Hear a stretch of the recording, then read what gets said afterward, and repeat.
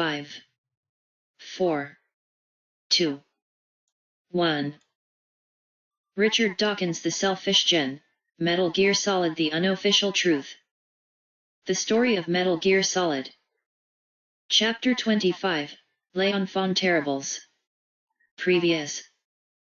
Snake enters the last key of Metal Gear's deactivation code, but instead of deactivating it, he activates it.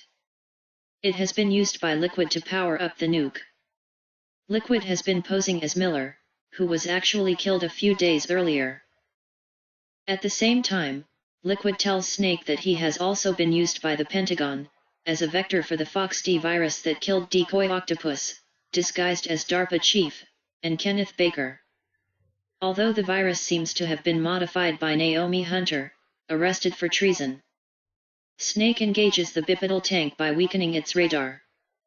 Gray Fox appears and confesses that he was the one who killed Naomi Hunter's parents, and that he adopted her as his younger sister.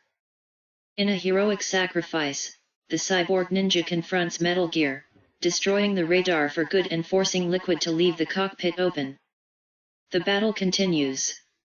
Now Snake has the advantage of being able to see Liquid in the open inside the cabin. The tank's attacks are still deadly, using its Vulcan cannon and laser.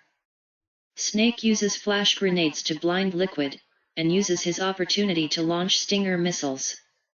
The machine moves with more and more difficulty.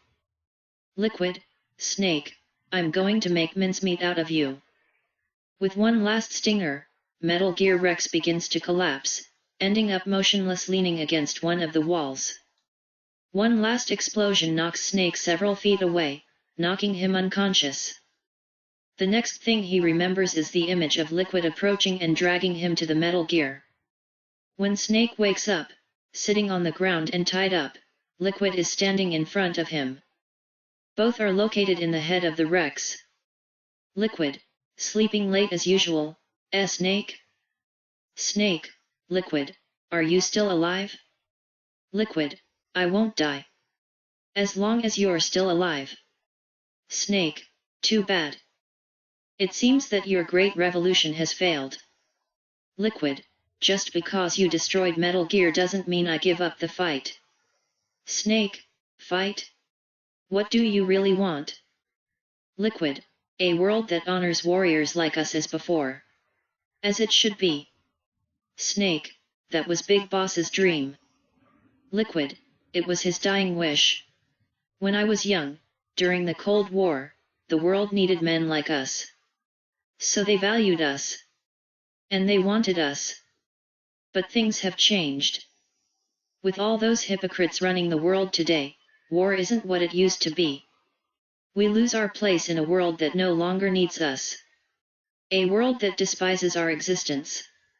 You should know as well as I do. Snake. Liquid, once I release this weapon, and get the $1 billion, we can bring chaos and honor back to this soft world. The war will cause wars, new hatreds will arise. And then, we will expand our sphere of influence without limits.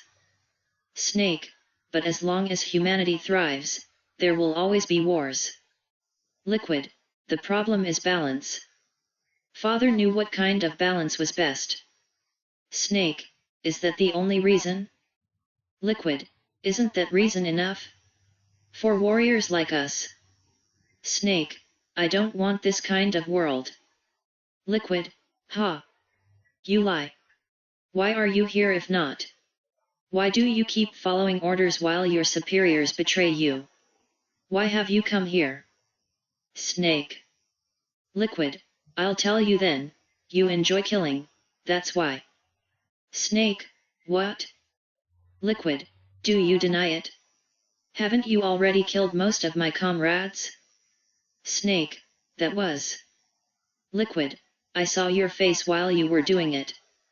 You had an expression of immense joy. Snake, you're wrong. Liquid, you have a murderer inside you. You don't have to deny it. We were created that way. Snake, created? Liquid, Les Enfants Terribles, the terrible children. That's what the project was called. It started in the 70s. His plan was to artificially create the most powerful soldier possible. The person they chose as a model was the man then known as the best soldier in the world. Snake, Big Boss. Liquid, but father was wounded in combat, and had already slipped into a coma when they brought him in. That's why they created us with their cells, with a mix of 20th century analog cloning and the super baby method. Snake, super baby method? Liquid, they fertilized an egg with a parent cell, then divided it into 8 cloned babies. They then transferred the clones to a rented womb and later purposely aborted 6 of the fetuses to encourage strong development. You and I were originally octuplets. Snake, octuplets. Liquid, yes. Our other 6 brothers were sacrificed for the 2 of us. We were accessories to murder even before we were born. And we are left with you and me, 2 fertilized eggs with the same DNA. But, they weren't done yet. They used me as a guinea pig. To create a phenotype in which the dominant genes stand out. To create you. I have recessive genes. You took everything from me even before I was born. But, you and I are not his only children. Snake, what? Liquid, the genome soldiers are also his progeny. And they also carry their genetic legacy. But they are different. They are digital. With the completion of the Human Genome Project, the mysteries of humanity were solved. Thanks to the father's DNA, they were able to identify more than 60 military genes responsible for instinct, from strategic thinking to the proverbial killer instinct. These military genes were transplanted, using gene therapy, into members of the new generation special forces. And they became genome soldiers.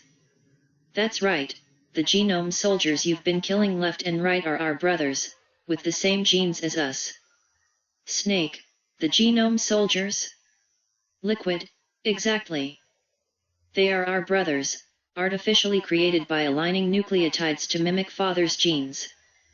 They are also the product of numerous sacrifices. Snake, sacrifices? Liquid, human experiments. 1991, the Gulf War. The military secretly injected soldiers with genes. The Gulf War syndrome that hundreds of thousands of soldiers complained about was a side effect. Snake, ha! Everyone knows that Gulf syndrome was caused by exposure to depleted uranium used in anti-tank bullets. Liquid, that was just a cover used by the Pentagon. First they said it was post-traumatic stress disorder. Then chemical or biological weapons. The gas detection units and the anti-sarin injections were just to hide the secret genetic experiments. Snake, so. The so-called Gulf War children that we've been told about by veterans are. Liquid, yes, they are our brothers and sisters. Snake, so the genome brothers confirm the success of the experiments? Liquid, success? Do not be stupid. They are a complete failure. We are on the verge of extinction. Snake, what? Liquid, have you heard of the asymmetric theory? Nature tends to asymmetry. All species that have become extinct show signs of symmetry. The genome soldier suffers from the same problem. Signs of symmetry. Like me. And like you. Snake. Liquid, seriously. We are all on the verge of death at the genetic level. We don't know when, or what kind of disease will arise. That's why we need the old man's information. Snake, do you want Big Boss's DNA to save your family? It is very touching. Liquid, in the wild, family members do not mate with each other. And yet they help each other to survive. You know why? It increases the chances that your genes will be passed on to a new generation. Altruism among blood relatives is a response to natural selection. It's called the selfish gene theory. What is an ethologist? The book is addressed to 3 people, the natural who knows nothing about the subject, the expert and the student. Necker cube metaphor. The 2 valid points of view, that of the gene and that of the individual. Chapter 1. Why do people exist? Let us try to teach generosity and altruism, because we are born selfish. Let's understand what our selfish genes are up to, because then we will at least have the opportunity to modify their designs, something that no other species has ever aspired to. Well-being is defined as opportunities for survival. The answer to this question formulated in this chapter would be to transport the genes. We are like a vehicle of genes, nothing more, and they use us to propagate. See the blind watchmaker theory. Chapter 2. The replicators. The author of the book gives a lot of importance to the theory of natural origin, or Darwin's natural selection. Theory that is opposed to religious beliefs. The chapter is interesting because of the origin of life and chemistry. The chemical compounds water, ammonia, carbon dioxide, and methane were together and dispersed in the form of swamps in what is called the primary broth, from the flask that gave rise to life. That primary broth of dispersed chemicals floated in the waters, the molecule called replicator. Made of something similar to protein. Evolution is the result of making mistakes when replicating. Chapter 3. The immortal spirals. The DNA molecule is made like this, a pair of nucleotide chains coiled in an elegant spiral, the double helix, and these nucleotides are of 4 types that are adenine, thymine, guanine, and cytokine. The guanine component is equal in number and location in identical twins. 46 chromosomes. Genes do indirectly control the making of bodies, and the influence strictly follows one path. Acquired characteristics are not hereditary. No matter how much knowledge and how much wisdom is acquired during a life, nothing will pass to the children by genetic means, neither their acquired abilities nor their skills, nor their lived experiences. Each new generation starts from the beginning. A body is the means employed by the genes to preserve the genes unchanged. But why do some animals hatch from an egg like baby snakes and already know that they must hunt insects and hide from predators? How do they pass this knowledge on to their offspring? Meiosis is the genetic division that takes place in the testicles and ovaries, to form sperm and eggs with 23 genes each, which when added together form the new 46 of the new being or child. Senescence, plant-animal aging of cells. Pleiotropy, plio, many-tropic, effect. That is, many effects altered by a single defective gene, or a gene that changes various characteristics of the individual for better or for worse. Why do we age? Why are we not eternal? How can you trick your genes about your age? Killer genes, also called killer alleles, are the ones that cause all hereditary diseases. Chapter 4. The gene machine. Many plants propagate vegetatively by suckers. Here we can talk more about growth than reproduction, so there is not much difference between growth and non-sexual reproduction since both occur by cell division. Some plants can be born from a piece of plant extracted from another plant. On the other hand, other plants cannot be born that way but need a seed and a more complex process. The green aphid, for example, being a female, does not need a male to lay eggs. So why do we humans seek to mix our genes with other individuals to reproduce? Because sex had to arise. Sex is an extravagant perversion of direct reproduction. Sex is an inefficient way of propagating genes. Each child has only 50% of the genes of said individual, whereas like an aphid or plant sucker it will have 100% of its genes. Exact copies. Many theories have come to the conclusion that sex is born due to the theory of group selection, since it facilitates the accumulation in a single individual of advantageous mutations that arise separately in different individuals. Brains can be considered, depending on their functions, analogous to computers. All man-made machines work on the principle of negative feedback. A useful machine is one provided with something, a graduated mechanism that measures the discrepancy between the current state of things and the desired state. Said mechanism is constructed in such a way that the greater the discrepancy, the more actively the machine works, In this way the machine tends to reduce the discrepancy, and for this reason it is called negative feedback and can remain in an attitude of rest when reaching the desired state, or close to equilibrium. Teleological equals what studies the end or purpose of living or inanimate beings or everything. What is the reason for existence? In an article criticizing the selfish gene, someone writes this: genes cannot be selfish or altruistic, any more than atoms can be jealous, abstract elephants or teleological cakes. In our example, the genes predict that the sweet taste in the mouth and orgasm will be good, in the sense that eating sugar and copulating are likely to benefit the survival of the genes. The possibilities of saccharin and masturbation would not be anticipated according to this example, neither would the dangers caused by eating too much sugar in our environment where it exists in enormous abundance. Macintosh user interface is ostensibly a virtual machine. By dictating the way survival machines, that is, living things, and their nervous systems are built, genes exert fundamental power over behavior. The logical conclusion of this trend, not yet reached in any species, would be that the genes give the survival machine a single general instruction of the policy to follow, which would be more or less this: do the best you think with the in order to keep us alive. Analysis. Like these genes for behavior, honey bees, where some get sick and die, get sick in the larvae. Some bees take the sick larvae out of the nest. They break the protective layer and take them out and throw them out of the comb. Other bees studied only break the coat but don't throw the larvae out. Apparently there is a gene for each behavior, one gene for breaking the coat and one for throwing the larvae out. The studies were done by a scientist named Rodenbauer. From another different book and from another author I take this interesting excerpt. There is a fear that we human beings have deeply installed. It is the fear of not being normal. And although it seems to you that it is a characteristically human fear, I think that other related animals also have their own version. Rereading Bret Stephens, I always remember this reference.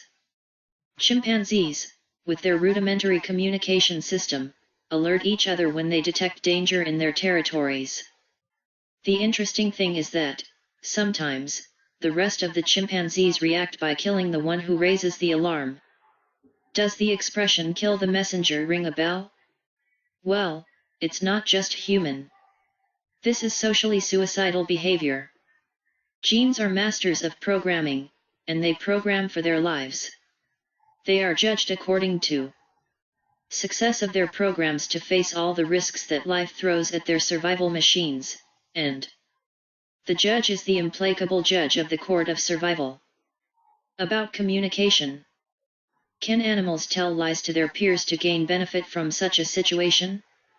It is clear that if they lie, but between different species, of fish for example, but of their same equals. Is there a case of lying? The hyena that hides the food from its pack and the others discover it and bite it in a pack. Chapter V. Aggression, Stability and the Selfish Machine. On fighting between animals and not killing the opponent. The moral is that there is no obvious merit in trying to indiscriminately kill your rivals. It can be an energy drain or even risk an injury that takes you out of the game.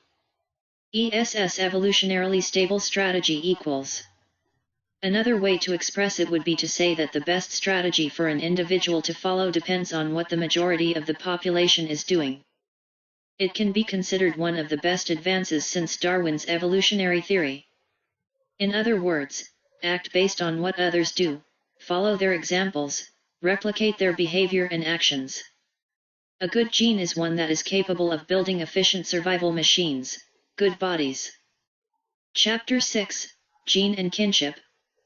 The genetic relationship between species of the same type is 90% similar in their genetics without being relatives. Between siblings the genetic similarity is between 1/2, 0.5, above 90%, that is, up to 95%, and between cousins a 1/8, that is, 0.125, 91.25%. Correct? Answer equals yes. 10% 0.5 equals 5 and 10% 0.125 equals 1.25. Great-grandfather. Grandfather. Fathers. Children example, A is B's uncle. Nephews, here is B. Grandchildren. Great-grandchildren. Each previous line is called a generation. For the case of A uncle of B, the generational distance is 3, since the common ancestor is the father of A, so we go up in generations and then go down to B 2 generations like this. Generation distance is 1 plus 2 equals 3. Identical twins are 100% alike in their genetics. Harmful effects of recessive genes caused by incest. Dominant refers to the relationship between two versions of a gene. Each individual receives two versions of each gene, known as alleles, one from each parent. If the alleles of a gene are different, the allele that is expressed is the dominant gene. The effect of the other allele, called recessive, is masked. On an autosomal chromosome pair, there are two copies of each gene, one from each parent. If one of these genes is abnormal, the other can make enough protein so that no disease develops. When this happens, the abnormal gene is called recessive. Dominant alleles. A dominant allele is the copy of a gene that, whenever it is present, will be expressed, giving rise to a phenotype, independently of the other copy or allele of the gene. For example, the gene responsible for the yellow color of the seeds is dominant, and the one linked to the green color, recessive. A lethal gene is one that kills its possessor. A recessive lethal gene, like any recessive gene, has no effect unless doubled. A recessive lethal gene, like any recessive gene, has no effect unless doubled. Lethal recessive genes. They are acquired in the gene pool, because most people who possess them have only one copy and thus never feel their effects. Lethal genes are rare because, if they ever become common, they find copies of themselves and kill their carriers. There could, however, be lots of different kinds of lethal genes, so we can continue to be puzzled about that. Estimates of the number of them lurking in the human gene pool vary. Some books estimate about 2 lethal genes per person, on average. If a random man joins a woman at random, it is most likely that the lethal genes of one and the other will not be found and that their children will not accuse them. But if a brother unites with a sister, or a father with a daughter, things are tremendously different. As rare as recessive lethal genes may be in the general population, and as rare as my sister's recessive lethal genes may be in the general population, there is an extraordinarily high probability that yours and mine are the same. If you add up, it turns out that for every recessive lethal gene I have, if I join my sister, 1 in 8 of our descendants will be stillborn or die very young.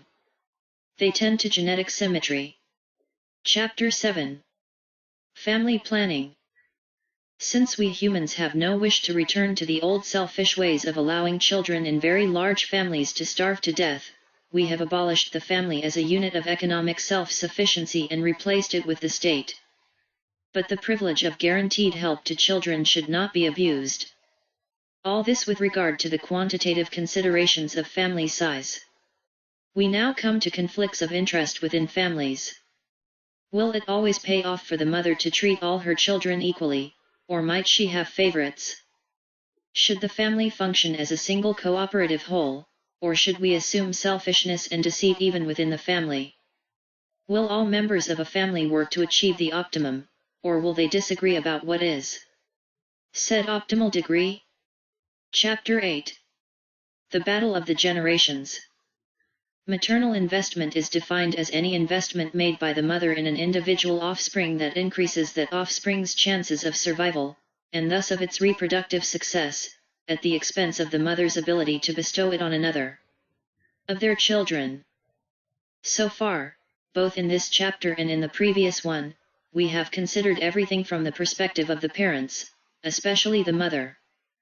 We have wondered if mothers can have favorites and, in general, what is the best investment policy for a mother. But perhaps each child can influence the amount invested in him by his parents against his brothers and sisters. Even if parents don't want to show favoritism among children, could it be the case that children take advantage of privileged treatment in favor of themselves? Would such an attitude compensate them? This issue has been brilliantly analyzed by Trivers in a paper delivered in 1974 under the name of the conflict between parents and children. Cruel behavior in birds just at birth, parasitic infiltrates. The indicator chick is endowed with a pointed, curved beak. As soon as he hatches, while still blind, naked, and otherwise helpless, he will scythe like the lives of his brothers and sisters with his sharp beak. Dead brothers do not compete for food. The reproductive behavior of 8 species of the genera Indicator, cuckoos, and Prototiscus has been studied. All are exploiters that lay an egg in a nest of another species, in series of 5 eggs for 5 to 7 days. Most prefer whole nesting species, often other Pisciformes in the families Capitanidae and Piscidae, but Prototiscus exploits the cup-shaped nests of birds in the families Zosteropidae and Sylviidae. Indicator chicks are known to drive their host's chicks out of the nest, and with their hooked beak to break the host's eggs or injure or kill the chicks. The well-known British cuckoo achieves the same result in a slightly different way. It has a short incubation period, so the cuckoo chick manages to hatch before its foster brothers and sisters. As soon as it is out of it, blindly and mechanically, but with devastating effectiveness, it throws the other eggs out of the nest. It slides under an egg, places it in the hollow of its back, slowly backs to the side of the nest, balancing the egg between its wing bones, and drops it to the ground. It does the same with all the other eggs until it has the nest and thus the full attention of its parents. Cuckoo being fed by foster father. This other case, reported from Spain by F. Alvarez, L. Arias de Reina and H. Segura. They were investigating the ability of potential adoptive parents, potential victims of cuckoos, to detect intruders, be they cuckoo eggs or chicks. In the course of their experiments they had occasion to introduce into the nests of magpies the eggs and chicks of cuckoos and, for comparison purposes, the eggs and chicks of other species such as swallows. On one occasion they introduced a swallow chick into the nest of a magpie. The next day they noticed that one of the magpie's eggs was lying on the ground under the nest. It hadn't broken, so they picked it up, put it back in its original place, and watched. What they saw is absolutely extraordinary.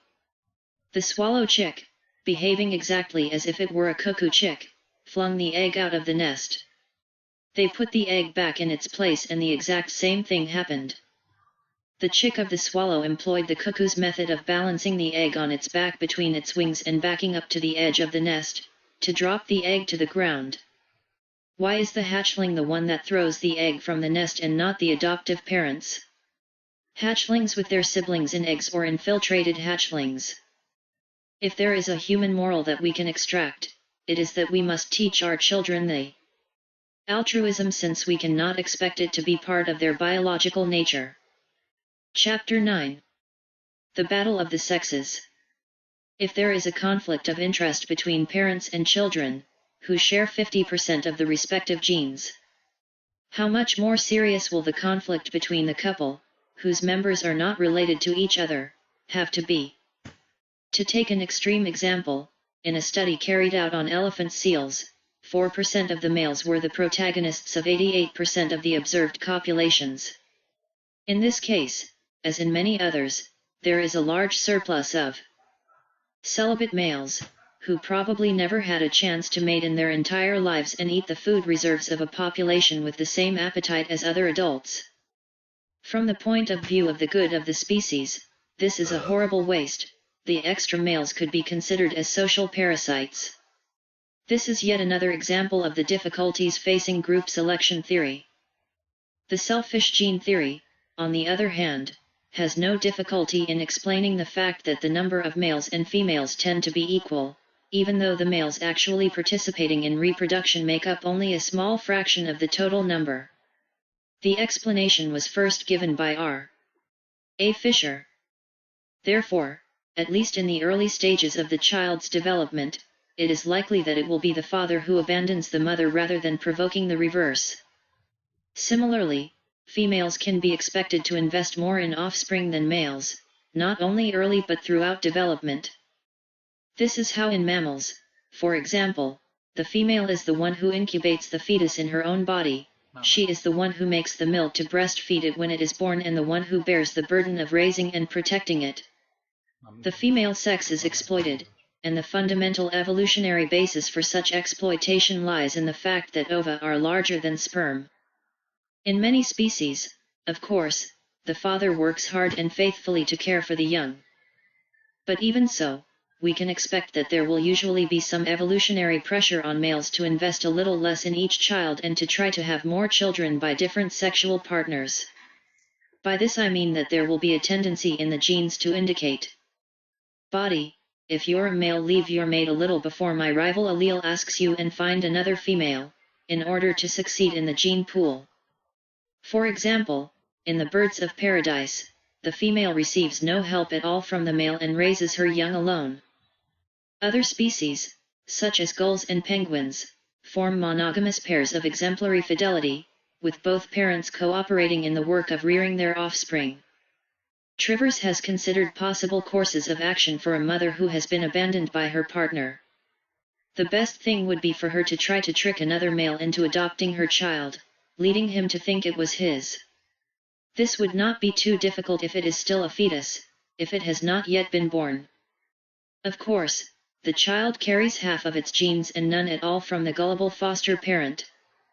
Natural selection will severely penalize such gullibility in males and will actually favor those who take steps to kill any potential foster child as soon as it joins its new mate.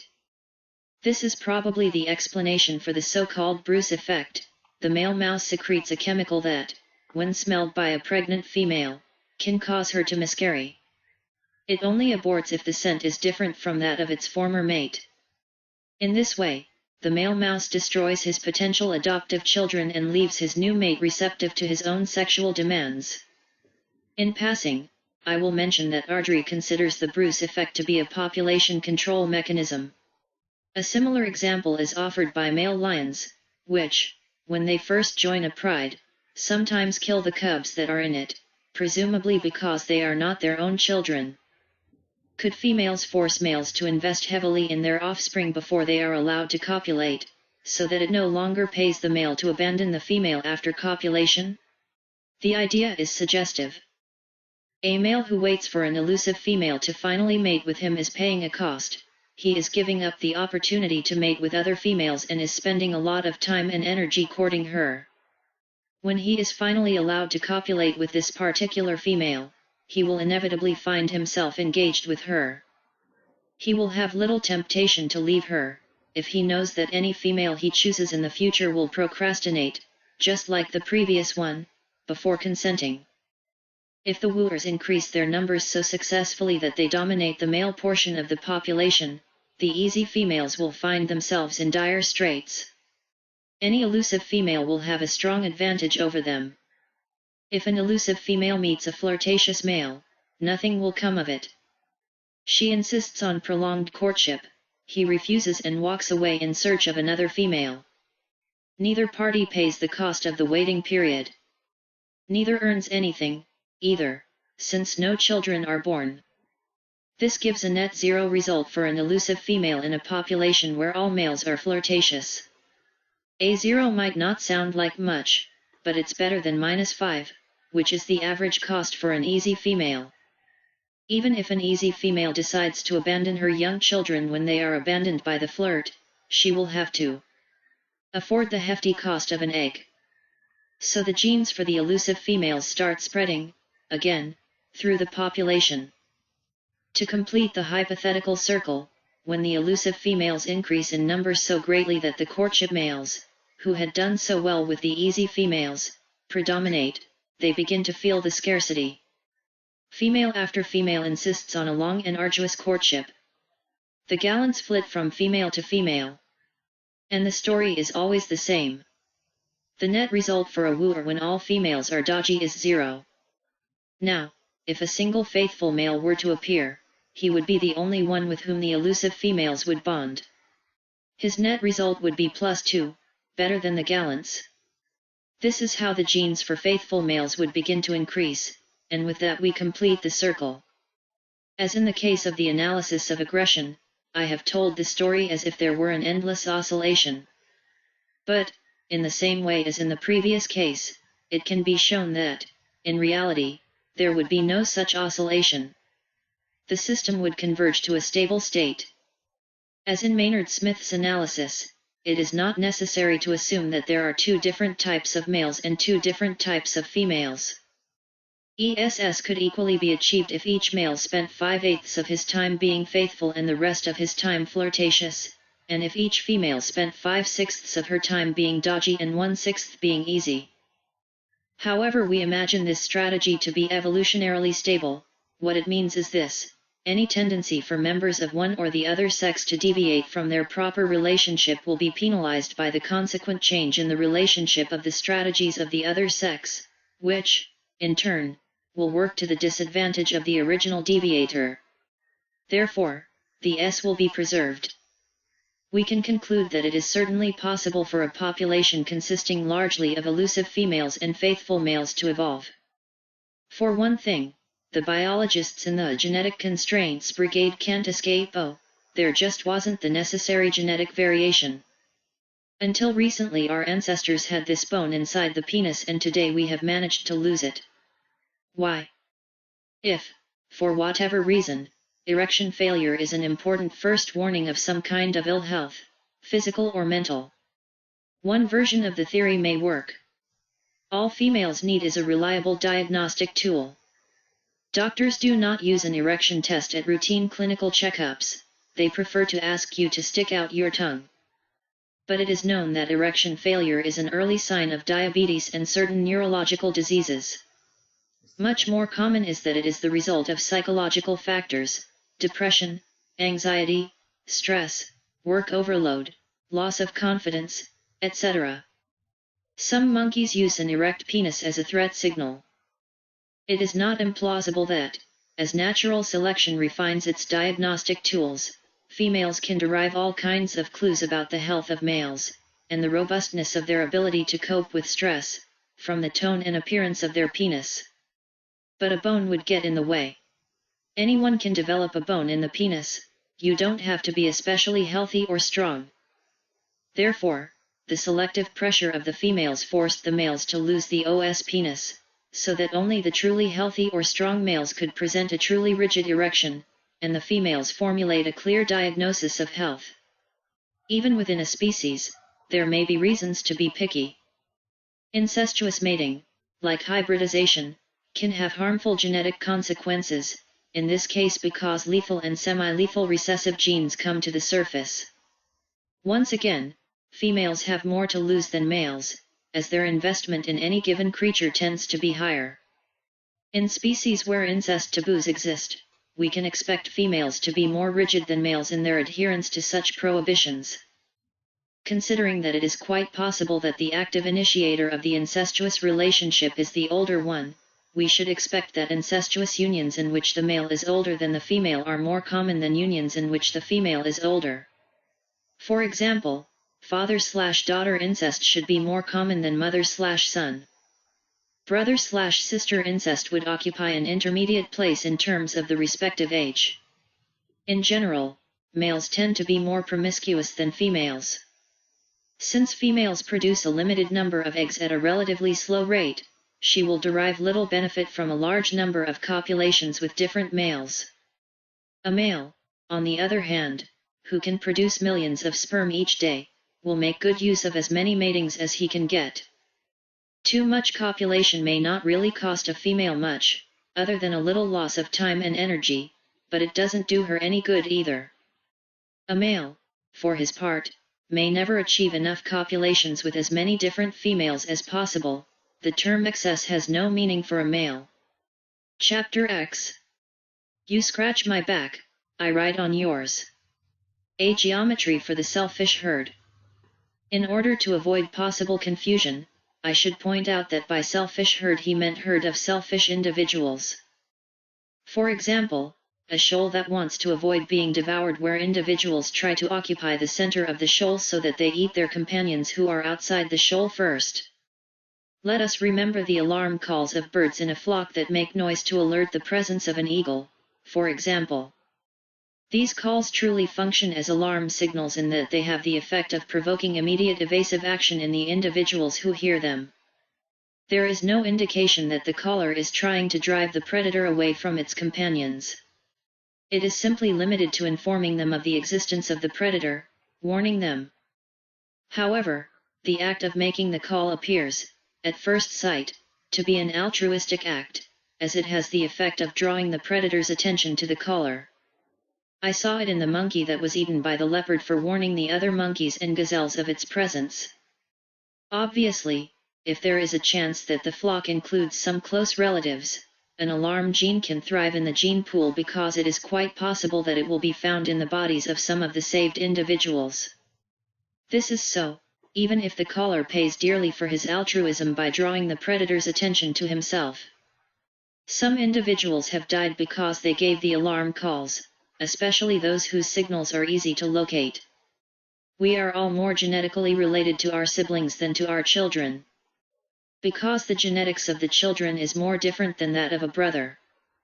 Termites are fully born from incest between them, a father and a mother, and thousands of children are born. When one of the parents dies, one of the children replaces him and the cycle continues. Chapter 11. Memes, the new replicators. The new broth is the broth of human culture. We need a name for the new replicator, a noun that conveys the idea of a unit of cultural transmission, or a unit of imitation. I am talking about pandemics and viruses, both natural and computerized. Self-replicating viruses, or MEOM. Keith Johnson has coined the term memoids to designate the victims who have been occupied by a meme to the point where they no longer care about their own survival. Hundreds of such people are seen on the evening news in places like Belfast or Beirut. Faith is powerful enough to immunize people against all appeals to mercy, forgiveness, and decent human feelings. It even immunizes them against fear, if they sincerely believe that dying as a martyr will take them straight to heaven. What a weapon! Religious faith deserves a chapter of its own in the annals of military technology, on an equal footing with the bow, the horse, the tank, and the hydrogen bomb. We have the power to challenge the selfish genes of our birth and, if necessary, the selfish memes of our indoctrination. We can even devise ways to deliberately cultivate and encourage pure, selfless altruism, something that has no place in nature, something that has never existed in the entire history of the world.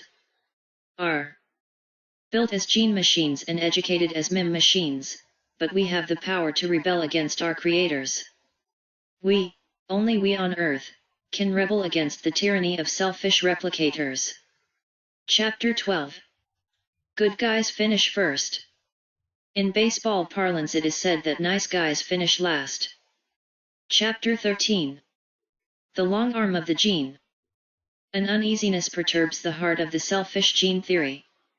It is the tension between the gene and the individual body as the fundamental agent of life. We have, on the one hand, the seductive image of independent DNA replicators, bounding like chamois, free and untrammeled, down the generations, temporarily united in disposable survival machines, immortal coils, shedding an infinite succession of beings. Mortals as they move toward their separate eternities. On the other hand, we look at the individual bodies themselves, and each of them is obviously a cohesive, integrated, immensely complex machine with a manifest unity of purpose. A body does not appear as the product of a loose and temporary meeting of opposing genetic agents who barely have time to get to know each other before embarking on the sperm or egg for the next stage of the great genetic diaspora. It has a brain with a single mind that coordinates a cooperative of limbs and sensory organs to achieve an end. The body looks and behaves like an impressive agent in its own right. In some chapters of this book we have considered the individual organism as an agent that strives to maximize its success in transmitting all its genes. We imagine an individual animal performing complicated as if economic calculations about the genetic benefits of different modes of action. Rational aspects from the point of view of genes were presented in other chapters. Without looking at life through the eyes of the gene, there is no particular reason why an organism should care for its reproductive success and that of its relatives rather than, say, for its own longevity. From my sensitive view of the matter, Darwinian selection does not act directly on genes. DNA is encapsulated in protein, wrapped in membranes, protected from the world, and invisible to natural selection.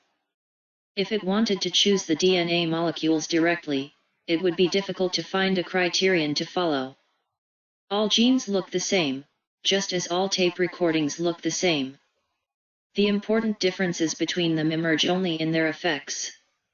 This usually means effects on the process of embryonic development and thus on body shape and behavior.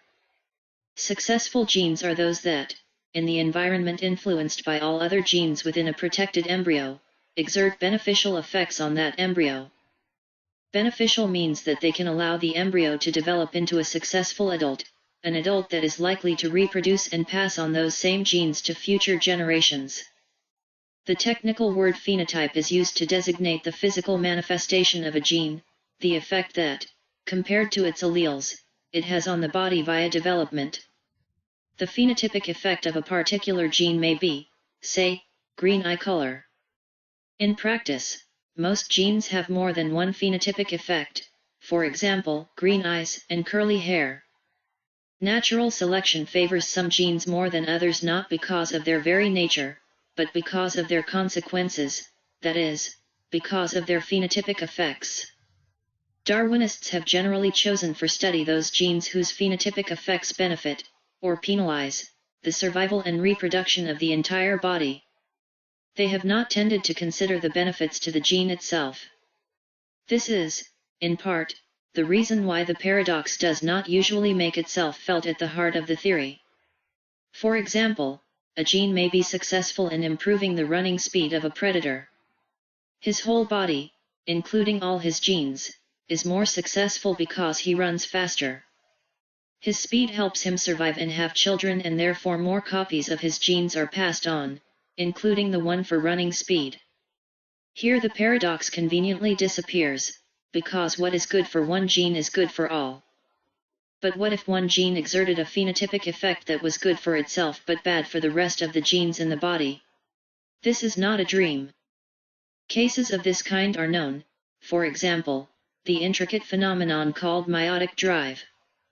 Remember that meiosis is that special type of cell division that reduces the number of chromosomes by half and gives rise to sperm or eggs.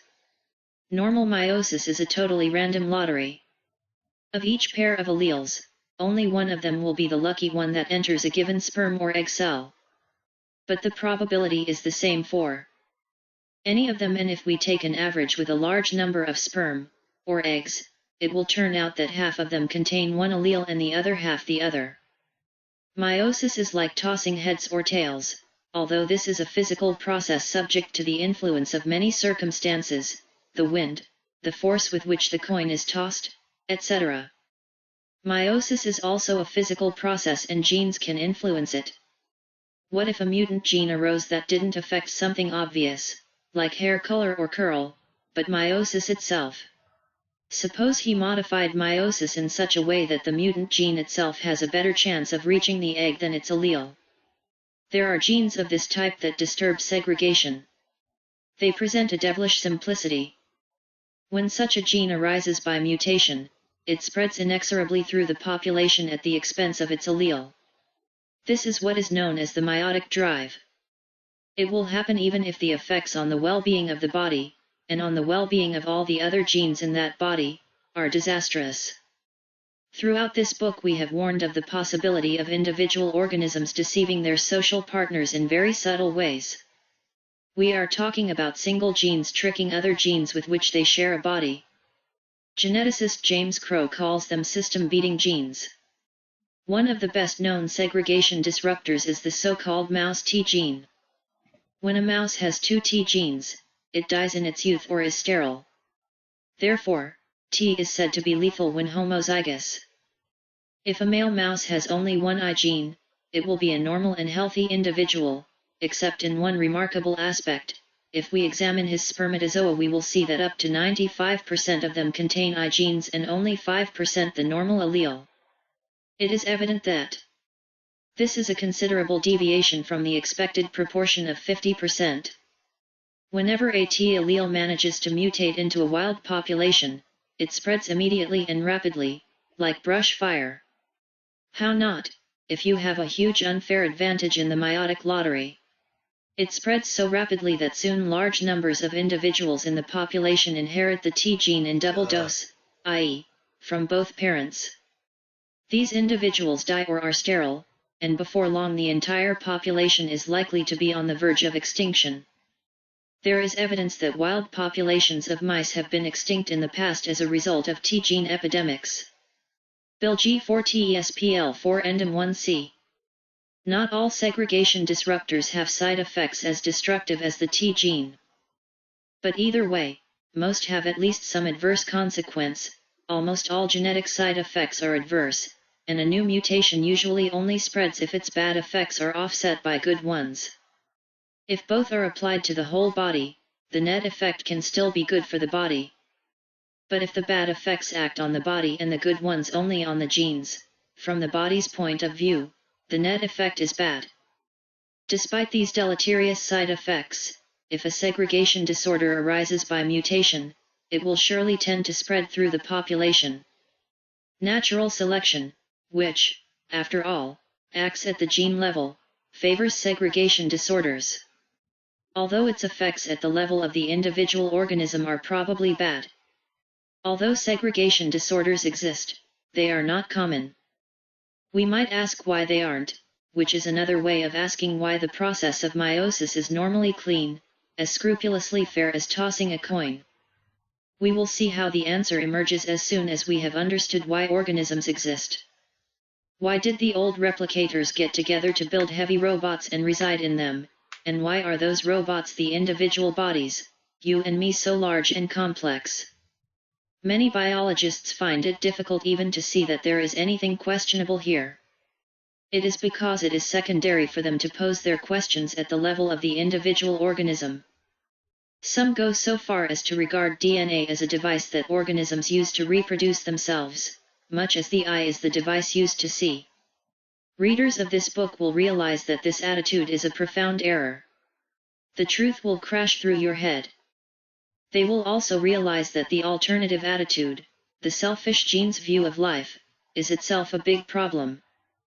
That problem, almost the reverse, is why individual organisms exist, especially in a form so large and so full of coherent purposes that it has misled biologists into inverting the truth. To solve our problem, we must begin by freeing our minds from the old attitudes that took the individual organism for granted, otherwise we will be avoiding the question. The instrument with which we will purge our minds is the idea of what I call the expanded phenotype. It is this and what it means that I am now going to deal with. The phenotypic effects of a gene are normally seen as all the effects it has on the body it is in. This is a conventional definition. But we will now see that the phenotypic effects of a gene must be considered as all the effects it has on the world. It may be that the effects of a gene actually turn out to be confined to the succession of bodies in which said gene resides. But if so, it will be a reality. It will not simply be something that is part of our definition.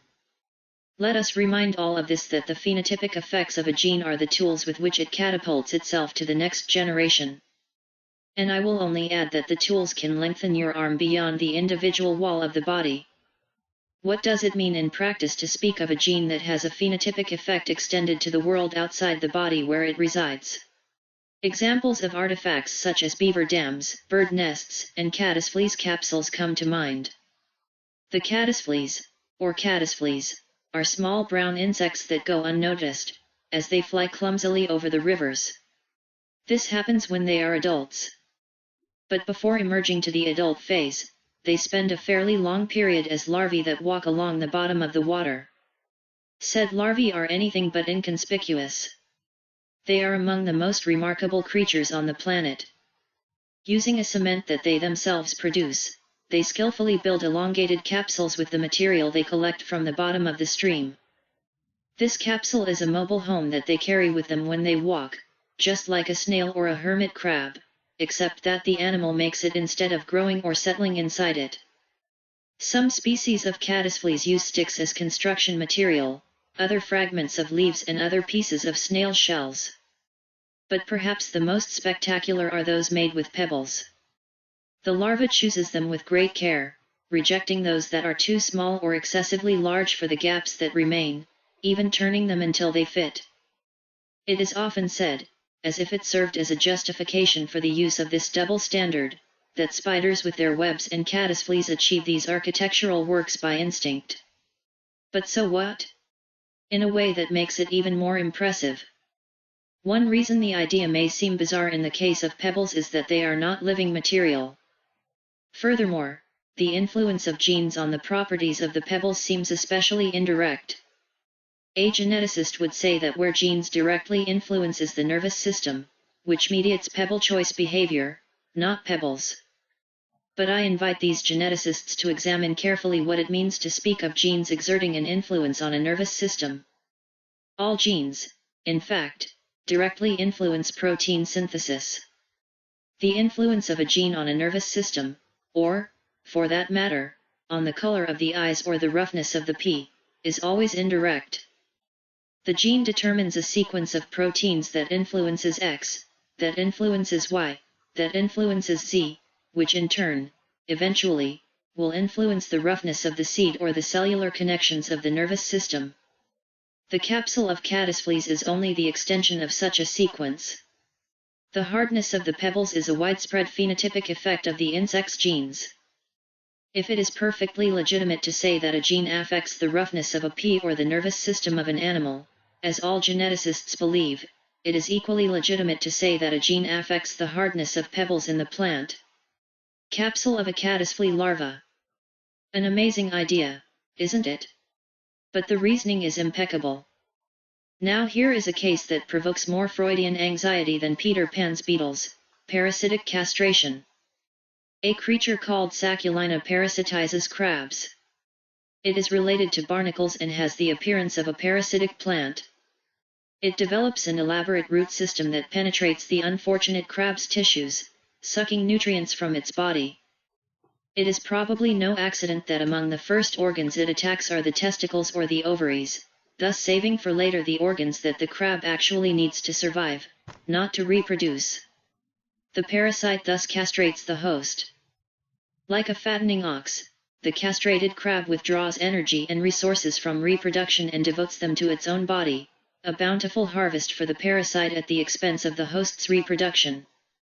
It is almost the same story that I ventured for nosema in the flower beetle and for the trematode in the snail.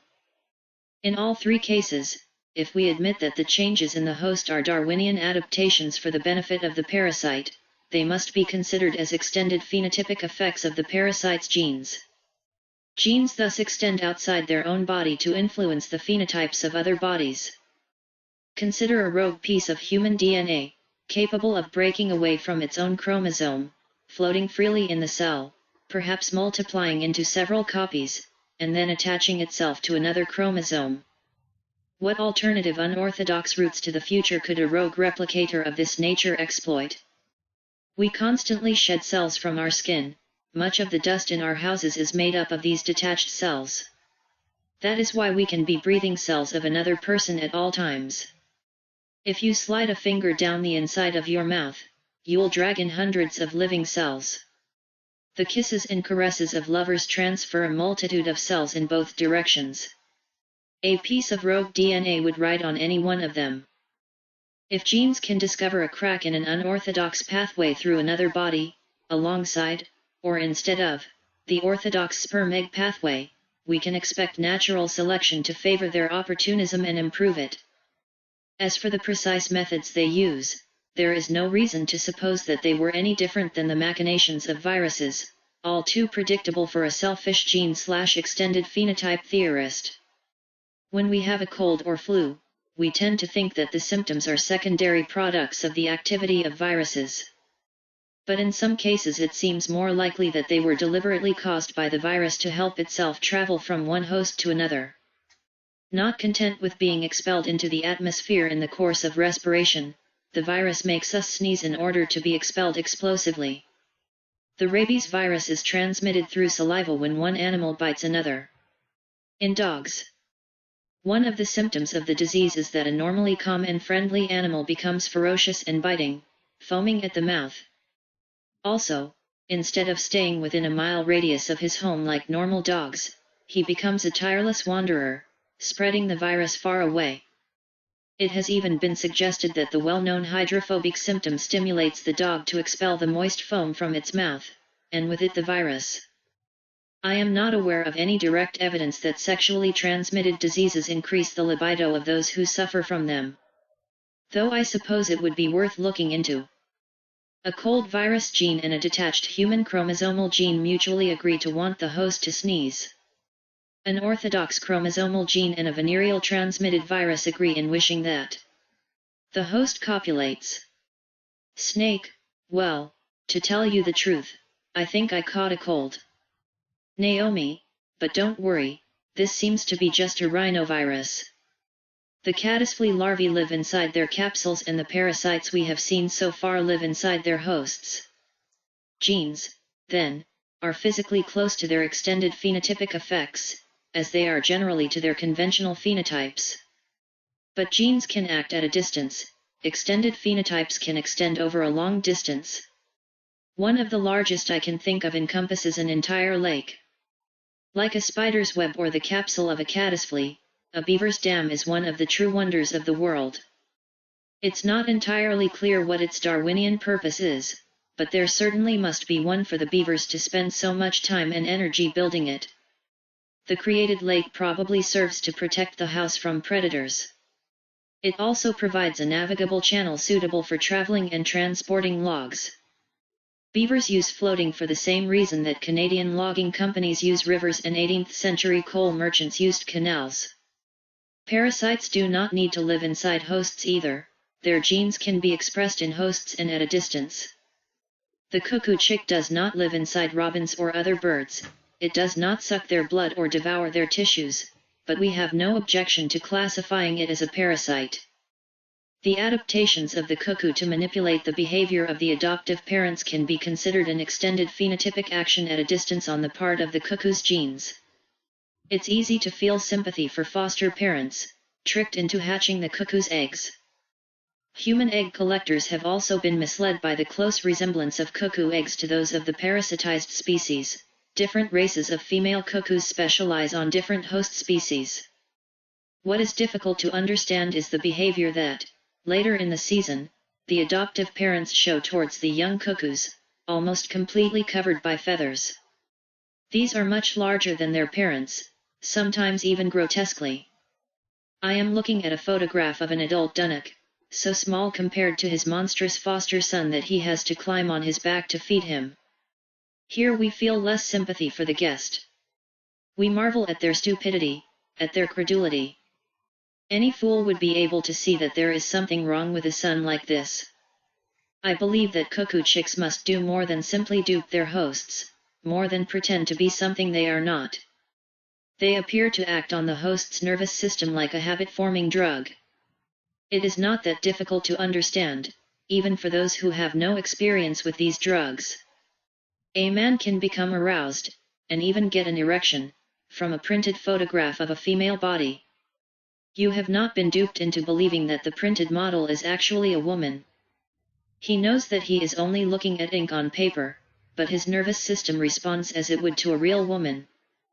We may find the attraction to a particular member of the opposite sex irresistible, even though the best judgment of our conscience tells us that the relationship with that person is of no long-term interest.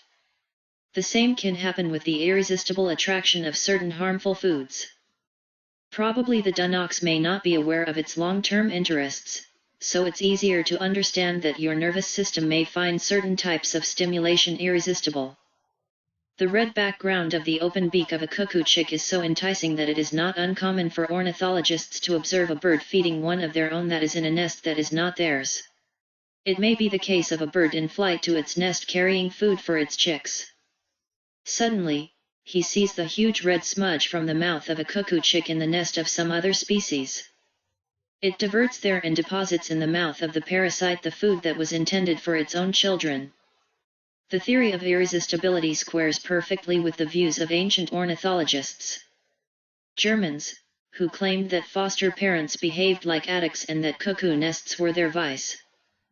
It is that his nervous system is being controlled as irresistibly as if he were a helpless drug addict, or as if the cuckoo were a scientist placing electrodes in his brain. In the evolutionary arms race between cuckoos and their host species, there is something of a built-in disloyalty that results in an unequal cost of failure. Each cuckoo chick is descended from a long line of other ancestors, each of which must have managed to manipulate its adoptive parents. Any of them who lost, even temporarily, their hold on their host would have died. But each adoptive parent descends from a long line of ancestors, many of whom have never seen a cuckoo in their lives. And those who had one in the nest could succumb or survive and raise a new clutch the following season.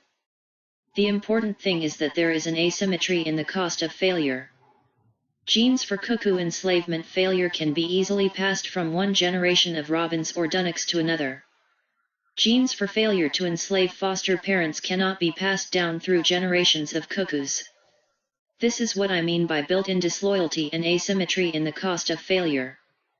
All this is summed up in one of Aesop's fables: the rabbit runs faster than the fox because he does it to save his life, while the fox only runs after food. My colleague John Krebs and I have designated him by the name of Principle of Life/Food. Perhaps larger eyes or brains are needed to resist manipulation by the cuckoo, at additional cost. Rivals with a genetic tendency to resist manipulation would be less successful in passing on their genes, due to the economic cost of their resistance. Although it is the open beak of the cuckoo acting as a drug on the nervous system of the host, it must have originated as a genetic mutation. Its most immediate effect was on invisible chemical events within cells. The gene's own effect on the color and shape of the interior of the throat is indirect. And this is the important thing. The effect of cuckoo genes on the behavior of adoptive parents is only slightly more indirect. In exactly the same sense that cuckoo genes can be said to have phenotypic effects on throat color and shape, we can say that they have extended phenotypic effects on host behavior as well. Parasitic genes can have effects on host bodies not only when the parasite lives inside the host, where it can manipulate it by direct chemical means, but when it is away from the host by manipulating it from a distance. Indeed, as we will see, even chemical influences can act outside the body. My favorite character in Wilson's The Insect Societies is Monomorium sanchii. This species of ant has lost the caste of workers in the course of evolution. The guests do all the work for them. By order of the invading parasite queen, they arrange for the death or murder of their own mother. The usurper does not need to use her jaws. Use mind control. How he does it is a mystery. It probably uses a chemical, since ants' nervous systems are often highly attuned to them. If his weapon is indeed chemical in nature, it is a more insidious drug than any other known to science. Let's think about how it works. It invades the brain of the worker, takes control of her muscles, withdraws her from her deeply ingrained tasks and turns her against her own mother. For ants, matricide is an act of special genetic madness, and of course the drug that drives them to do it must be formidable. In the world of the extended phenotype, one must not ask how the animal's behavior benefits its genes, but rather which genes it benefits. Not surprisingly, ants are exploited for parasites, not just by other ants, but by an amazing zoo of specialist parasites. Worker ants drag a rich flow of food from a large gathering area to the central warehouse, targeted by beggars. Ants are also good surveillance agents, they are well armed and numerous. Chapter X aphids could be seen as paying for the hire of professional bodyguards with nectar. Certain species of butterflies live their caterpillar phase inside anthills. Some are real looters. Others offer something to the ants in exchange for protection. They are often literally bristling with weapons to manipulate the protectors. The caterpillar of a butterfly called Thisbe ironea has a sound-producing organ on its head. To call ants and a pair of telescopic spouts near the rear end, from which nectar exudes. On his shoulders he carries another pair of nozzles that launch more subtle volleys. It seems that its secretion is not food, but a volatile potion with an enormous impact on the behavior of the ants. The one that falls under its influence begins to jump in the air. Its jaws open, it becomes aggressive and attacks much more easily than normal, biting and stinging any moving object. Except, interestingly, for the caterpillar responsible for those effects. In addition, an ant subjected to this influence can enter a state called fixation in the, which becomes inseparable from its caterpillar for a period of several days. Like aphids, then, the caterpillar uses ants as bodyguards, though it does it better. While the aphids rely on the ant's normal aggression against predators, the caterpillar administers a drug that increases that aggression and also appears to create the fixation habit. I have chosen extreme examples. But in 1,000 more modest ways, nature teems with animals and plants that manipulate other beings of the same or different species. In all cases where natural selection has favored genes for manipulation, it is permissible to speak of those same genes having extended phenotypic effects on the body of the manipulated organism. It does not matter in which body a gene physically resides. The target of their manipulation can be the same body or a different one.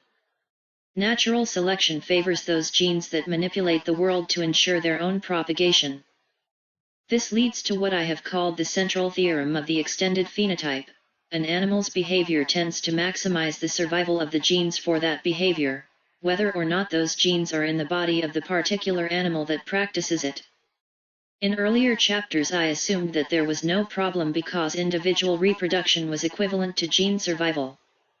I assumed that it was the same to say that the organism works to propagate all its genes or that genes work to force a succession of organisms to propagate them.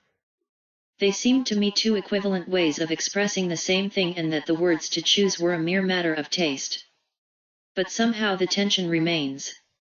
One way to get around the whole thing is to use the terms replicator and vehicle. The fundamental units of natural selection, the basic things that survive or don't, that form lineages of identical copies with occasional random mutations, are called replicators. DNA molecules are replicators. For reasons we will get to, they were assembled into large communal survival machines or vehicles. The vehicles we know best are individual bodies, like our own. The gene and the individual organism are not rivals for the same starring role in the Darwinian play. They are hired for different, complementary, and in many ways equally important roles, replicator and vehicle. The essential quality that an entity needs to become an effective gene carrier or body is as follows. It must have an unbiased exit channel into the future for all the genes it carries within it. This is true in an individual wolf. The canal is the thin stream of sperm or egg cells that it makes during meiosis. Not true for the pack. Genes have something to gain from selfishly promoting the welfare of their own individual bodies at the expense of other genes in the wolf pack. A hive, when swarming, seems to reproduce by extensive budding, like a pack of wolves. But if we look more carefully, we see that, as far as genes are concerned, their fate is widely shared. The future of the swarm's genes resides, at least in large measure, in the ovaries of a queen. Here's why another way of expressing the message of previous chapters: the bee colony looks and behaves like an isolated and truly integrated vehicle. Wherever we find that life, it is actually gathered in discrete, single-purpose vehicles, such as wolves and hives. But the doctrine of the extended phenotype has taught us that this need not be the case. Fundamentally, all we have a right to expect from our theory is a battlefield of replicators jostling, maneuvering, fighting for a future in the genetic future. I will divide the question into three parts. Why do genes cluster in cells? Why are cells grouped into multicellular bodies? And why do bodies adopt what I will call a bottling life cycle? First, then, why do genes cluster in cells? Why do these ancient replicators give up the disdainful freedom of the primeval broth and swarm in huge colonies? Why do they cooperate? We may have part of the answer by looking at how modern DNA molecules cooperate in the chemical plants that are living cells. DNA molecules make proteins.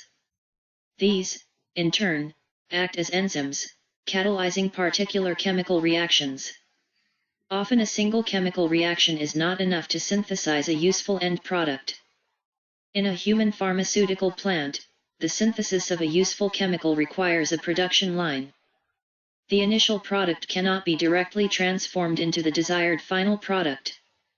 A series of intermediate steps must be synthesized in strict sequence. This brings us to the second of my 3 questions. Why did the cells come together? Why the heavy robots? Here is another question about cooperation. But the domain has shifted from the world of molecules to a much larger scale. Multicellular bodies are too large for the microscope. They can even turn into elephants or whales. Being big is not necessarily a good thing. Most organisms are bacteria and very few are elephants. But when the life-making pathways open to small organisms have been completed, there are still thriving living things left to build larger organisms. Large organisms, for example, can devour smaller ones and avoid being eaten by them. So now the third question. Why do bodies participate in the bottled life cycle? To begin with, what do I understand by bottleneck? No matter what cells there may be in an elephant's body, it began life as a single cell, a fertilized egg. This ovum is a narrow bottleneck that during embryonic development widens to produce the trillions of cells of an adult elephant. And no matter how many cells there are and no matter how many specialized types cooperate to carry out the unimaginably complex task of running an adult elephant, the efforts of all those cells converge toward the ultimate goal of reproducing isolated cells, sperm, or eggs. The elephant does not only have its beginning in an isolated cell, a fertilized egg. Their end, and that means their goal or end product, is the production of single-cell, fertilized eggs of the next generation. The life cycle of the huge and bulky elephant begins and ends at a narrow point of a traffic jam, a bottleneck. This is characteristic of the life cycle of all multicellular animals and most plants. Why? What does it mean? We cannot answer without analyzing what life would be like without it. The extended phenotype is a long book and its arguments cannot be easily summed up in one chapter. I have been forced here to adopt a condensed style, quite intuitive and even impressionistic. In any case, I hope I have managed to convey the essence of the argument. Let me end with a brief manifesto, a summary of the entire selfish gene/extended phenotype view of life. It is a perspective, I repeat, that applies to any living being in the universe. The fundamental unit, the first driver of life, is the replicator. A replicator is anything in the universe that copies are made of. Replicators are generated, first of all, by chance, by the random push of small particles. Once the replicator exists, it is capable of generating an indefinitely large series of copies of itself. However, no copying process is perfect, and the population of replicators will end up containing some varieties that differ from each other. Some of these varieties will have lost the ability to self-replicate. Others will continue to do so, but less efficiently. Still others will find themselves in possession of new tricks. They have become better self-replicators than their predecessors and contemporaries. It is their descendants who will dominate the population. As time passes, the world fills with the most powerful and ingenious replicators. Gradually more elaborate ways of being a good replicator are discovered. Replicators survive not only by virtue of their own intrinsic properties but also by their consequences on the world. These can be quite indirect. All that is necessary is that, eventually, these consequences, however tortuous or indirect whatever, come back and affect the replicator's success in copying itself. How successful a replicator is in the world depends on what kind of world there is, that is, the pre-existing conditions. Among the most important conditions will be the other replicators and their consequences. At a certain point in the evolution of life on our planet, this conspiracy of mutually compatible replicators began to formalize into the creation of discrete vehicles, cells and, later, multicellular bodies. Vehicles that developed a bottled life cycle prospered and became more discrete and vehicle-like. This packing of living matter into discrete vehicles became such a salient and pervasive feature that when biologists came on the scene and began to ask questions about life, their questions focused mostly on vehicles, on the individual organisms. The individual organism was the first to come to the consciousness of biologists, while replicators, now known as genes, were considered a part of the machinery used by individual organisms. It takes a deliberate mental effort to put things back in order in biology and to remember that the replicators were the first, in importance and in history. The long arm of genes knows no obvious limits. The whole world is crisscrossed by chance arrows linking genes to phenotypic effects, far and near. But the individual body, like our body, which is so familiar to us on our planet, does not have to exist. The only kind of entity that must exist for life to arise, anywhere in the universe, is the immortal replicator. The gen. And liquid, you can't fight it. It is destiny. Every living being is born with the sole intention of transmitting the paternal genes. That's why I will comply with what my genes say. And then I will go even further, so that I can break the curse of my lineage. And to do so, I will first kill you. Look behind you. Snake turns around and sees Meryl lying on the ground with her hands tied behind her back. Snake, Meryl? She is alive? Liquid, I don't know. But she was alive a few hours ago. And he kept calling you. Snake, Meryl. Liquid, stupid woman.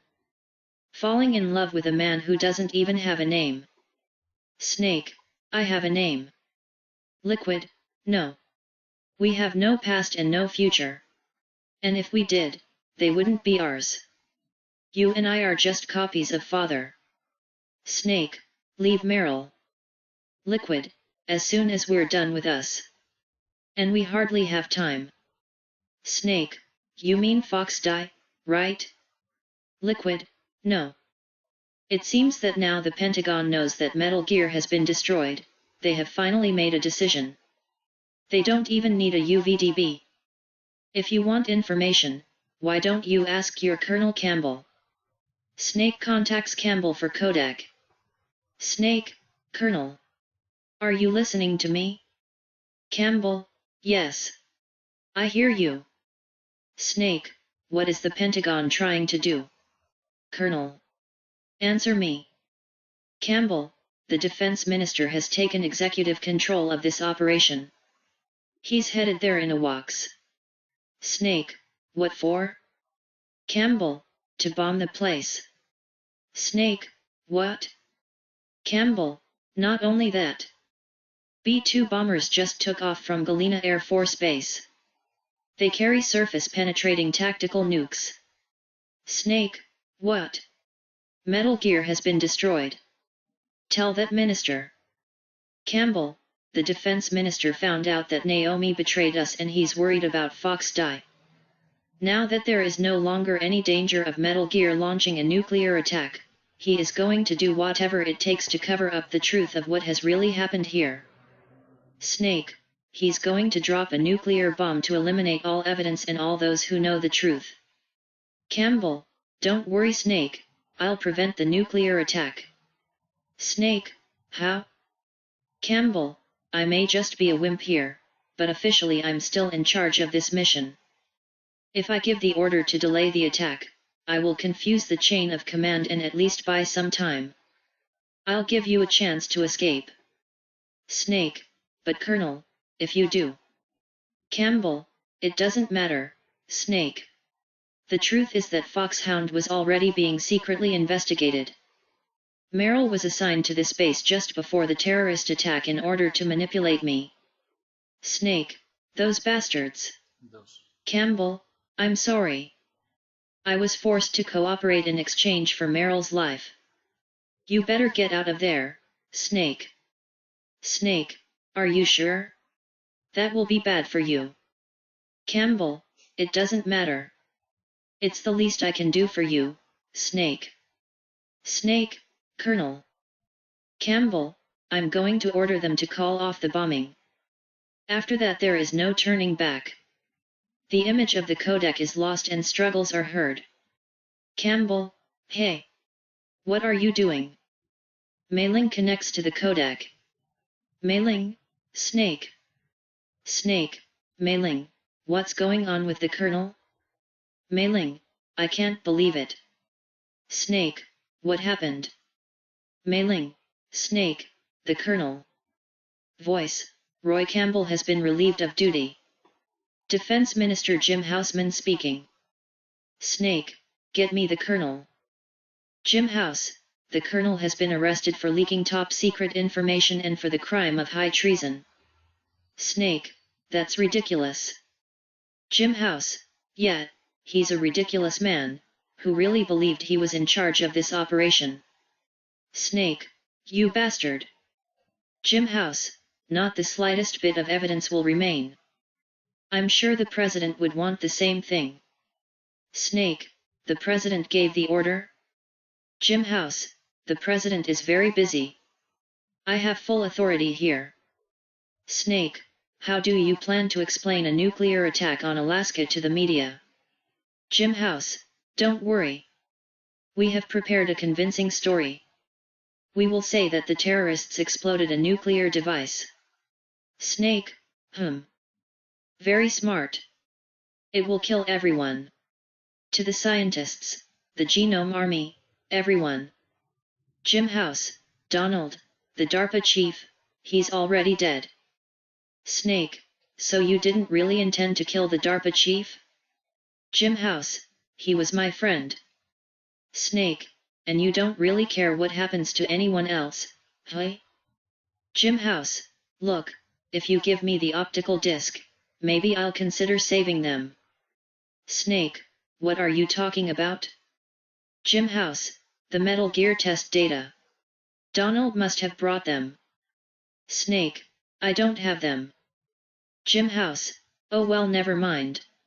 You two are a 70s embarrassment. Our country's dirty secret. And we can't let them live. Well, the bombs won't be long, and you two still have a lot to do. See you never. Chapter 26, End. Liquid approaches Snake and unties his hands. Liquid, we can't get away. Let's get this over with before the airstrike. Stopping next to Meryl, you stole everything that was mine. Only your death will comfort me. Only your death can give me back what belongs to me. She will be a beautiful sacrifice for the final battle. Are you watching it? Pointing to a bomb near Meryl. It will be the time limit for the final battle. This nuclear module will detonate at the precise moment of your death. Liquid activates the bomb with a timer. The 3-minute countdown begins. Liquid, if you win, maybe you can still save her. You could enjoy a brief moment of love before the end. And if you cross this line you will fall, pointing to the limit of Rex's head. At this point even you will die. Liquid, on guard. Snake. Facing each other, fists raised, Snake and Liquid face each other in the confined space of Rex's head, on the edge of an abyss. Snake goes on the attack. The countdown continues and Meryl's life is in danger. She must finish Liquid as soon as possible. The domain of the fight alternates between the two opponents. Sometimes Liquid anticipates Snake's moves and counterattacks after dodging his punches. Snake learns Liquid's evasions and manages to surprise him right after a failed attack from his opponent. The punches are combined with the kicks and after a few minutes both opponents lose their strength, but neither gives up. The countdown has come to an end. Liquid rams Snake with his head, leaving him stunned on the ground. Snake stands on the edge of Rex's head. He tries to get up slowly, but Liquid seems ready to finish everything with one last punch. Then, Snake dodges Liquid's fist and with a key throws him over the edge of the abyss. Liquid falls into the void while screaming. Liquid, Snake. Snake runs over to Meryl who is still lying on the ground next to the bomb. He unties her and deactivates the timer. Chapter 27, Epilogue. Snake helps Meryl out from under the overturned jeep. The two stare at Liquid's dead body right in front of them for a few seconds. They then slowly make their way to the edge of the cliff and descend to the frozen sea plain, while Snake remembers Naomi's last words. Every person is born with destiny written in their own genetic code. It is definitive, immutable. But life is not just that. I finally figured it out. I told you before, the reason I was interested in genes and DNA. Because he wanted to know who he was, and where he came from. I thought if I analyzed my DNA I could find out who I was, who my parents were. And he thought that if he knew, then he would know which way to go in life. But I was wrong. You can't include all the genetic information, but that doesn't make them stronger soldiers. The most we can say about DNA is that it governs a person's potential, possible destiny. One must accept being chained to fate. Be directed by genes. Humans can choose the kind of life they want to live. Snake, it doesn't matter if you're on the Fox Die program or not. The important thing is that you choose your own life. And then live. Don't you think so, Snake? Come. I will choose to live too. Until today I had always searched for a reason to live. But now, I'm just going to live. Genes exist to pass on our dreams for the future through offspring. To live is to be linked to the future. All life works like this. Love each other, teach each other. It's the only way to change the world. I finally figured it out. The meaning of life, thank you, Snake. Mary, look. I found this. Meryl shows her a bandana. Snake, let's put it away. As I remember. Meryl, of what? A memory of a successful mission? Or when we met? Snake, or a memory of how to live? Meryl, hey? Snake, until today I had only lived for myself. Surviving had been the only thing that mattered to me in life.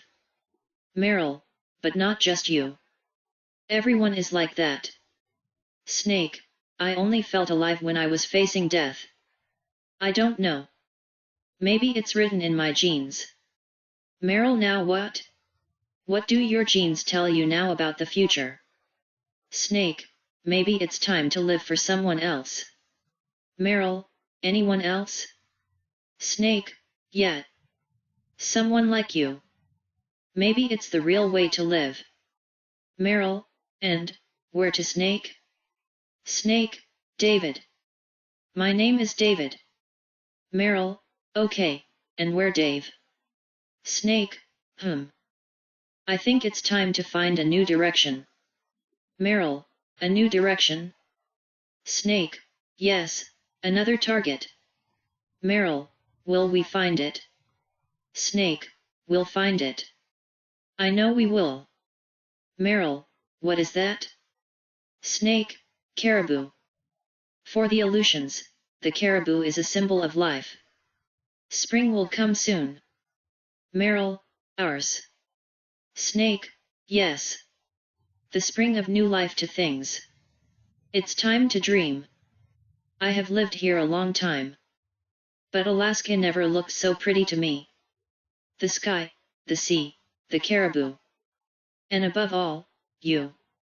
Meryl, I think I'll like this new life. Snake, come on. And let's enjoy. Metal Gear Solid. Ocelot, via phone. Yes, sir. The entire unit was eliminated. Yes, those two are still alive, the Vector. Yes, sir. Fox Die should be activated very soon, according to plan.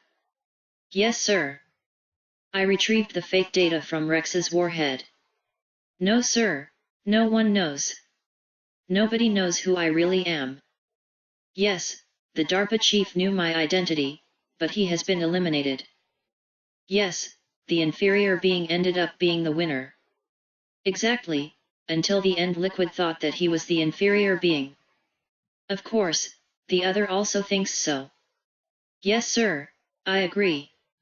It takes someone well-balanced like you to rule the world. Yes. Yes, sir. No, sir, nobody knows that you were the third. Solidus. What should I do with the woman? Yes, sir, I understand. I'll keep her under surveillance. Yes, yes, thank you. Goodbye. Mr. President. Epilogue of Metal Gear Solid for PSX, in which Ocelot has a conversation with the President of the USA, who is Solidus Snake, the third enfant terrible. Nature has its own agenda, its own interests, which do not necessarily coincide with those of a particular individual. All species, and all living beings in the biosphere, whether they like it or not, serve an energetic purpose of great importance in the cosmic balance. However, the individuals of a species are not relevant in particular, the species as a whole is. For reasons that are generally ignored, nature tends to preserve the species as a whole. It does not seem to have any interest in preserving the vitality and vigor of any specific individual beyond the completion of its reproductive cycle. In fact, it is possible experimentally to prolong the life of some animals, fish, rodents, flies, etc., and of certain annual plants, preventing them from producing offspring. Special mechanisms connected to reproduction have been discovered, which trigger the death of organisms once they have fulfilled their role in the biological symphony. What is the role of man in this general scheme of operation? Exactly the same as that of the rest of the living beings: we are food. Nothing differentiates us from animals in this respect, except for the fact that, as a being with the potential for the development of his consciousness, a human being could through a certain special effort collaborate with this general process in a voluntary and conscious way, while reserving something special for himself. Here's an analogy: today's car design prioritizes passenger safety at the expense of the car itself. For the modern automotive industry, the important thing is the passenger. Have you ever seen a car get totally damaged after absorbing the impact of a crash and the passenger get out intact? Well, according to the selfish gene theory, our body and that of all living beings is like a car that serves a purpose external to its interests: the carrying, protection, and propagation of genetic material. The chromosomes that travel in your gonads are the ones that really count. You, on the other hand, are just a means of transportation. Figure. The Selfish Gene is a sociobiology book written by Richard Dawkins in 1976, for the purpose of examining the biology of selfishness and altruism. The origin of the idea comes from George C. Williams' Adaptation and Natural Selection, as well as the work of W. D. Hamilton, The Evolution of Altruistic Behavior, 1963, which discusses how, despite the principle of survival of the fittest, the ultimate criterion that determines whether a gene, will spread is not whether the behavior is for the benefit of the one who behaves, otherwise said behavior benefits the gene that produces it. With altruism, this will only happen if the affected individual is a relative of the altruistic individual, therefore having a greater chance of being a carrier of said gene. Important aspect to see: snake and liquid, the fittest liquid, the most altruistic snake. Liquid is altruistic thanks to snake, and liquid dies. The recessive genes won and the dominant ones died. Human beings, like other living beings on the planet, have the obligation to function within each ecosystem for purposes that are actually unknown to them. Some schools of knowledge have proposed that the function of living beings on inhabited planets is to serve as transducers, that is, they function as entities that transform substance and energy. The significance of this phenomenon is almost impossible to understand without proper preparation. The fact that furthermore we cannot refute this theory in terms of the contemporary scientific method, and that science does not yet offer any convincing explanation for the purpose of life in the cosmos, shows how narrow and poor our knowledge still is. Whether the selfish gene theory is true or not, one thing is for sure: nature has interests of its own. In biological terms, you are disposable. If you are interested in rejuvenation and longevity, you should know that nature, for its part, is interested only in sustaining the biosphere, the thin layer of organic life that covers the earth, and has installed certain devices for this purpose in living organisms, which compels them to 1. Preserve its existence. 2. Reproduce at all costs. Thus, for the species, the natural thing is to renew itself with each generation, but for individuals in particular, the natural thing is the impoverishment, the atrophy of the muscles, bones, glands and organs of the senses. Degenerative diseases and cognitive decline, loss of neurotransmitters, hormones, and the immune system, immunosenescence, are also natural. Living beings are disposable, the natural thing is to be born, grow old, die and be replaced. So any progress in this direction will necessarily have to be a device, a deliberate intervention of biological engineering.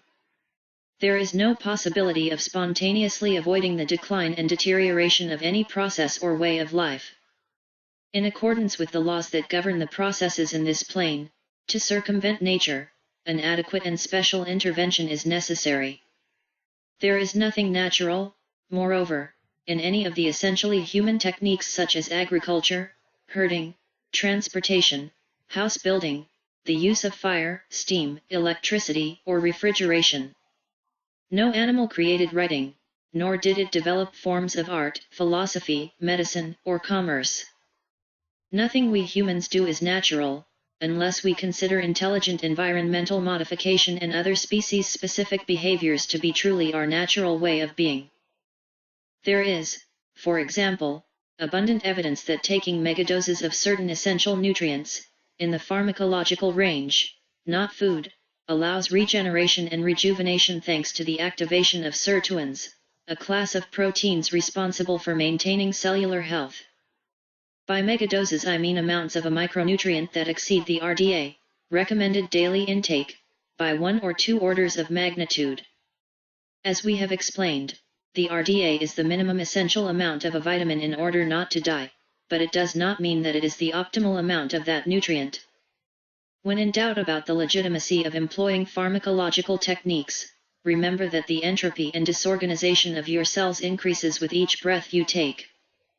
If you are already around 49 years old, whether you have fathered and raised your offspring or not, you know that in terms of nature you are already disposable, since you fulfilled everything that the biosphere needed you to contribute.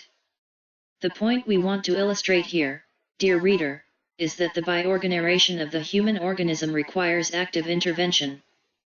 Past the point where vitality peaks, the efficiency of all our body's repair systems declines exponentially with age. This well-known law of diminishing returns implies that in order to retain the freshness and vitality of our golden age, we must invest greater resources and effort as we age. Your body has no way to preserve its declining vitality from the same amount of micronutrients that were sufficient before the age of 30. The body increasingly succumbs to entropy, the universal tendency for disorganization and dissipation of energy in all systems, or it is programmed to begin to self-destruct after that critical age, and the ultimate fate of your body and brain, as well as your quality of life, will depend on some form of biological engineering such as that described in my book Sex, Drugs and Longevity. Many researchers are determined to unravel the secrets of aging. Several research laboratories, like ours, try, for example, to clarify why the human female survives menopause for so many years, when almost all other species succumb after finishing their fertile cycle. They are desperate to know how to live forever. Ha ha ha ha. Read this to further clarify the concepts. Genes and chromosomes. Genes are segments of deoxyribonucleic acid, DNA, that contain the code for a specific protein whose function is carried out in one or more types of cells in the body. Genes are on chromosomes, which in turn are in the nucleus of the cell. Chromosomes are structures found inside cells that contain a person's genes. A chromosome contains hundreds to thousands of genes. Each of the normal human cells contains 23 pairs of chromosomes, that is 46 chromosomes. A trait is a genetically determined characteristic, by genes, and is usually determined by more than one gene. Some traits are caused by mutated genes, which may have been inherited or the result of a new mutation. Proteins are probably the most important material in the body. Proteins are not only the essential components that make up muscles, connective tissue, skin, and other structures, they are also needed to produce enzymes. Enzymes are complex proteins that control and carry out almost all processes and chemical reactions in the body. The body produces thousands of different enzymes. Thus, the entire structure and functioning of the organism depends on the type and quantities of proteins that it synthesizes. Protein synthesis is controlled by genes, which are contained on chromosomes. The genotype of genes or genome is the unique combination of genes or genetic makeup of a person, that is, it is the complete set of instructions with which that person's organism synthesizes its proteins and, therefore, with which that organism must build and function. The phenotype consists of the actual structure and function of the organism of a certain person. The phenotype is how the genotype manifests itself in a person. Not all instructions of the genotype can be carried out, or expressed. Whether or not a gene is expressed and how it is expressed depends not only on the genotype, but also on the environment, including disease and diet, as well as various other factors, some of which are unknown. A karyotype is a picture of the complete set of chromosomes in a person's cells. Genes. Humans have about 20,000 to 23,000 genes. DNA. Genes are made of deoxyribonucleic acid, DNA. DNA contains the code or instructions used to synthesize proteins. Genes vary in size, depending on the size of the proteins they code for. Each DNA molecule is a long double helix, similar to a spiral staircase with millions of steps. Each rung consists of a pair of matched molecules. These molecules are called bases, nucleotides.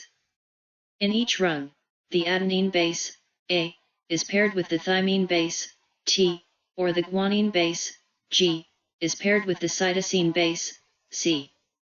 Each extremely long DNA molecule is coiled up inside one of the chromosomes. DNA structure.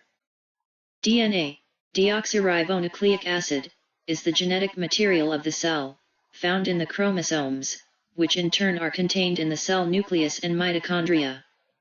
Except in some cells, for example, sperm, egg cells, and red blood cells, the nucleus of a cell contains 23 pairs of chromosomes. A chromosome contains many genes. A gene is a segment of DNA that provides the code to make a protein. The DNA molecule is a long, coiled double helix that resembles a spiral staircase. In a DNA molecule there are two strands, made up of a sugar, deoxyribose, and phosphate molecules, all connected by pairs of four molecules called bases, which form the rungs of the ladder. Each base pair, a rung, is paired in a specific way. Adenine pairs with thymine, and guanine does it with cytosine, and are held together by a hydrogen bond. A gene consists of a sequence of bases. Each sequence of 3 bases codes for an amino acid. Amino acids are the building blocks of proteins, or provides other information. Protein synthesis. Proteins are made up of a long chain of amino acids linked one after another. There are 20 different amino acids available that can be used for protein synthesis. Some come from food, essential amino acids, while others are made in the body by enzymes. When a chain of amino acids is put together, it folds on itself, creating a complex three-dimensional structure, which determines its function in the body. Since the folding is determined by a precise amino acid sequence, each different sequence results in a different protein. Some proteins, such as hemoglobin, contain multiple folded chains. The instructions for protein synthesis are encoded in DNA. Coding. Information is encoded in DNA by the sequence in which the bases, A, T, G, and C, are arranged. The code is written in triplets, that is, the bases are arranged in groups of 3. Each sequence of 3 bases in DNA encodes specific instructions, such as adding an amino acid to a chain. For example, the sequence GCT, guanine, cytosine, thymine, codes for the addition of the amino acid alanine, while the sequence GDT, guanine, thymine, codes for the addition of the amino acid valine.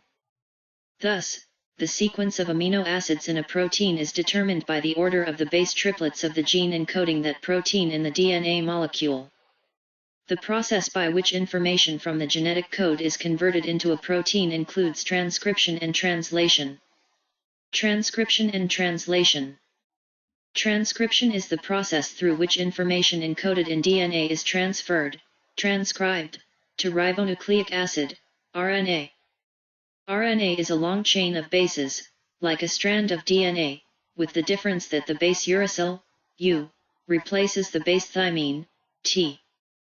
Thus, RNA contains triplet-encoded information exactly like DNA.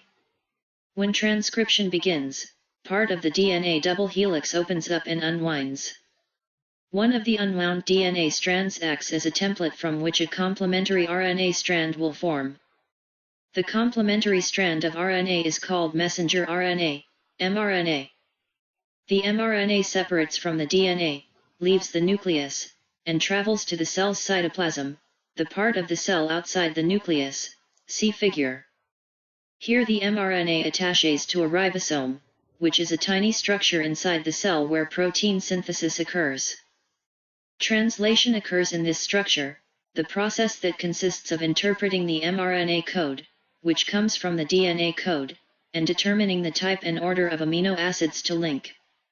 The amino acids reach the ribosome thanks to a much smaller type of RNA called transfer RNA, tRNA.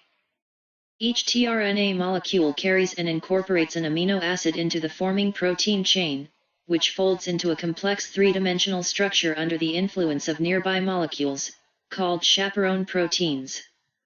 Control of gene expression. There are many types of cells in the human body, such as heart, liver, and muscle cells. These cells look different and act differently, as well as produce different substances.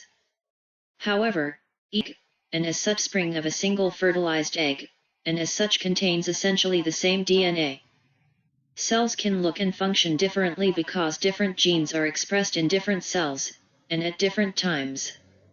The information about when a gene is expressed is also encoded in the DNA. Gene expression depends on tissue type, the presence of specific chemical signals, and numerous other factors and mechanisms. Knowledge of these other factors and mechanisms that control gene expression is growing rapidly, but many of them are still poorly understood. The mechanisms by which genes exert their control over each other are very complex. Genes have markers to indicate where transcription will begin and end. Various chemicals, such as histones, found in or around DNA block or allow transcription. Also, one strand of RNA can pair with a complementary strand of mRNA and block translation. Replication. Cells reproduce by dividing in two. Since each new cell requires a complete set of DNA molecules, the original cell's DNA molecules must reproduce, replicate, during cell division. Replication occurs in a similar way to transcription, except that the double-stranded DNA molecule unwinds and splits in two. After cleavage, the bases on each strand join the corresponding complementary bases, A with T and G with C. At the completion of this process, there are two identical double-stranded DNA molecules. Mutation. To prevent errors during replication, cells have a proofreading function that helps ensure that bases pair properly.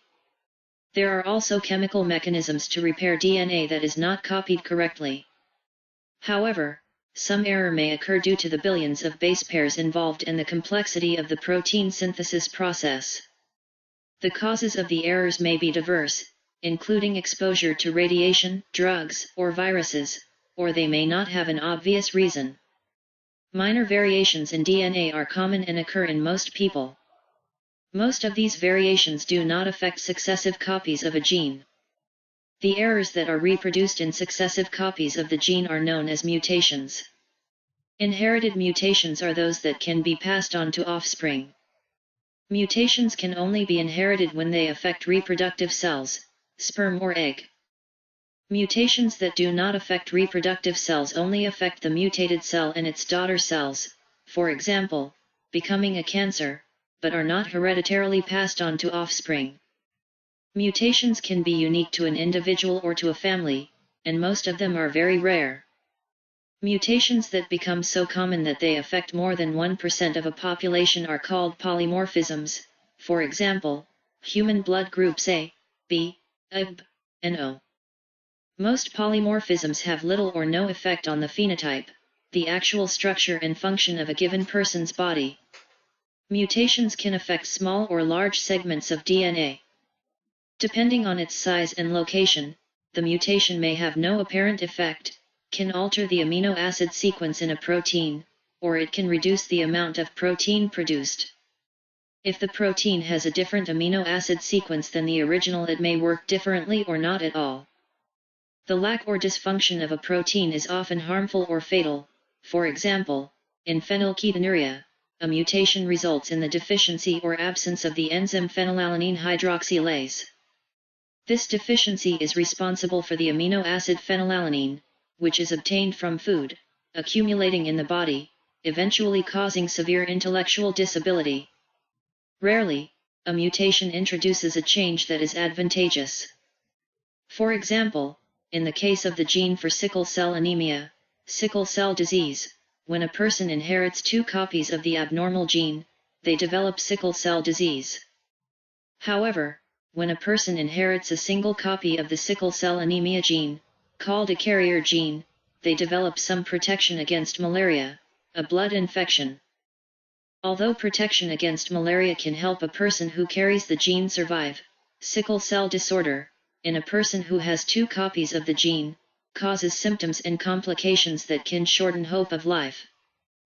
Natural selection refers to the concept that mutations detrimental to survival in a given environment are less likely to be passed on to offspring, thus becoming less frequent in the population, while mutations beneficial to survival are becoming more and more frequent. Therefore, beneficial mutations, although initially rare, eventually become common. The slow changes produced over time by mutations and by natural selection in an interbreeding population are collectively called evolution. How big is the largest human cell? The sperm only reaches 0.05 mm in length, while the egg measures approximately 0.14 mm and can be seen by the human eye. It is the size of the tip of a needle, being the largest cell in the human body. The 23rd pair is a sex chromosome, X and Y. Sex chromosomes. The pair of sex chromosomes determines whether a fetus will be male or female.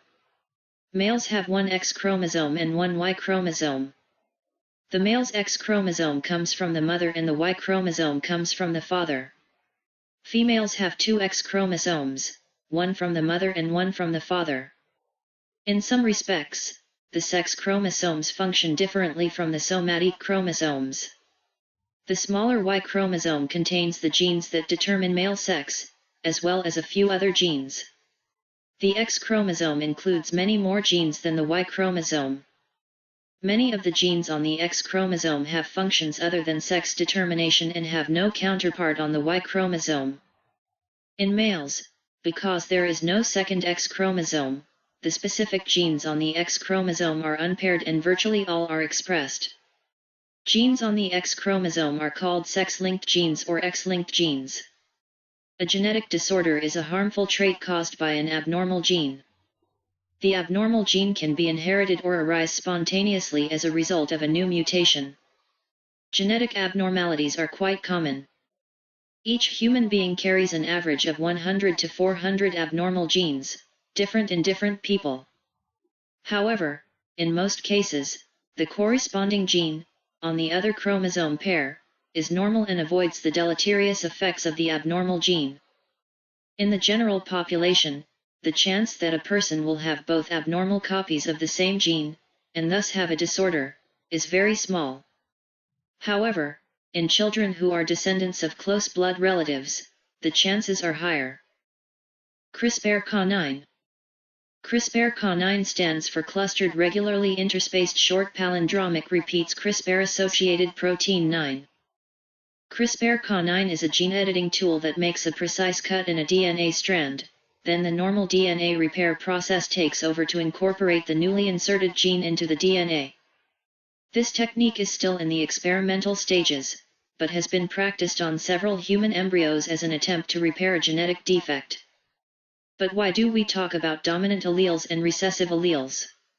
As we have seen, Mendel found that whenever he crossed pure yellow peas with pure green peas, the offspring were yellow.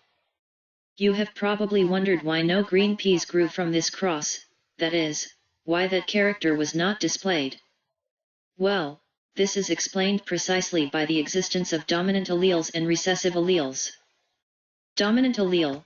A dominant allele is the copy of a gene that, whenever it is present, will be expressed, giving rise to a phenotype, independently of the other copy or allele of the gene. For example, the gene responsible for the yellow color of the seeds is dominant, and the one linked to the green color, recessive.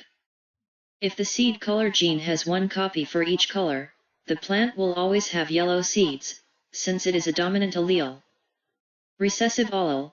An allele is recessive when it is necessary for both copies of the gene to have this allele for it to be expressed.